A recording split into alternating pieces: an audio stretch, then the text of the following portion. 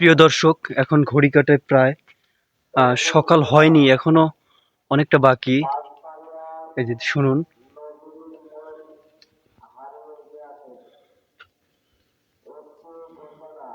মহিষ হারিয়ে গেছে পাঁচবাড়িয়া গ্রামের নজিরের। তো আমার বাড়ির পাশেই, কি বলবো জানি না, হারিয়ে গেছে না চুরি হয়ে গেছে।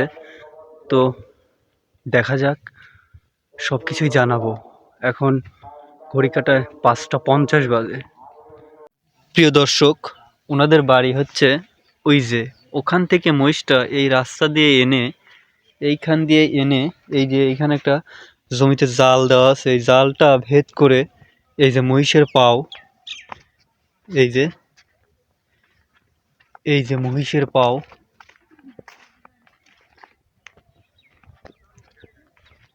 এই যে দর্শক, মহিষের পা, মহিষের পা এই দিক দিয়ে নিয়ে ওই দিক দিয়ে রাস্তায় উঠে গাড়িতে তুলে নিয়ে চলে গেছে। এই যে দুইটা মোষ, তো এই যে তাও আনুমানিক দুইটা মোষ 3 লক্ষ, 3.5 লক্ষ টাকার ক্ষতি। সত্যি ভীষণ কষ্টের। এই যে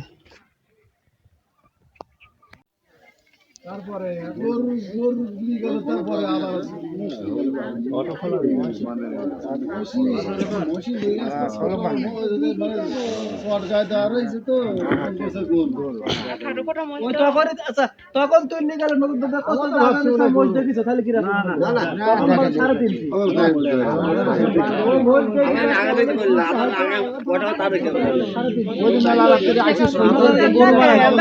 প্রিয় দর্শক, এই যে গাড়ি এই দিক দিয়ে নিয়ে গেছে, এই যে গাড়ি ঘোরানোর যে জায়গাটা, এই যে কৃষকের অপূরণীয় ক্ষতি।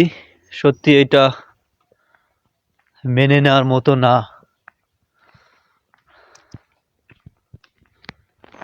যে মহিষ দুটি চুরি হলো, এই যে এই দিক দিয়ে, এই যে খড় নিয়ে, এই যে এখানে গরুও বোধহয় নেওয়া হয়েছে, এই যে গরুর গোবর আছে, ঠিক জানি না, তবে মহিষ দুটো চুরি হয়ে গেছে। আর কোন দিক দিয়ে মহিষ নিয়ে গেছে ওইটাও আমি দেখাবো পরের ফুটেজে।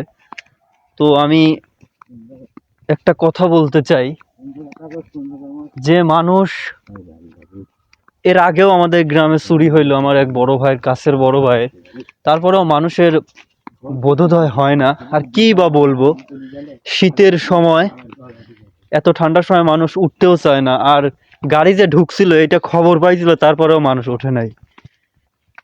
কি আর বলবো, মানে অনেকে উঠছে, ঘরের মধ্যে থেকে বের হয় নাই।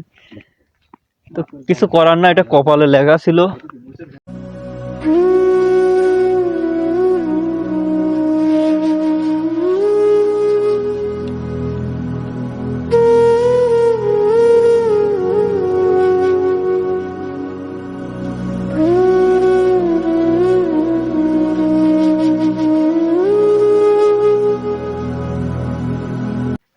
কি বলবো আমি বুঝে উঠতে পারতেছি না।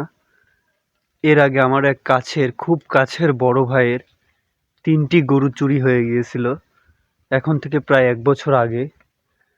তো 1 বছর যেতে না যেতেই আরেকটি ঘটনা। সত্যি এইটা খুবই কষ্টের এবং পাঁচবাড়িয়া গ্রামের জন্য লজ্জাজনক। সত্যি এখন কৃষকের মনের অবস্থা সত্যি বলে বোঝাতে পারবো না। উনি যখন ঘুম থেকে উঠে জোরে জোরে ডাকতেছিল, সত্যি ভীষণ কষ্ট লাগছিল।